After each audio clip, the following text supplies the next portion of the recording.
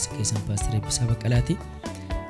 Jaalala Waaqayyoo ta'ee waldaan keenya waldaan Feesuu Waaqayyoo guyyaa sagantoota torbanii si yaadachiisuudhaafini guyyaa facaasaa yookaan kibxataa ganama sa'aatii 2:00 ka'ee amma sa'aatii 7tti sagantaa kadhannaa namoota dhibee garaagaraa qabanii fi kuma kanaa hidhaan seexanaa isaan rakkisuuf yeroo kadhannudha. Jimaata guyyaa guutuu yeroo namoota iddoo garaagaraa irraa dhufanii fi guyyaa guutuu sagantaa bal'aadhaa fi yeroo kadhannaa bal'aatu jira. Sanbata guddaa guyyaa guutuu akkuma kanaa itti fufee jira jechuudha.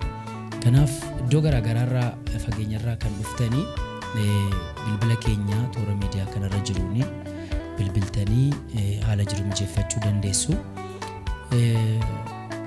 Naannoo waldaa keenya iddoo waldaa keenyatti argamu Buraayyuu dirree iddoo jedhamu iddoo taaksiin itti xumuramu jechuudha.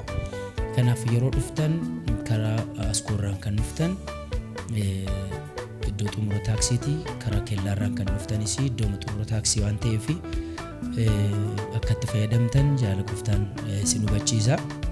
Akkuma kana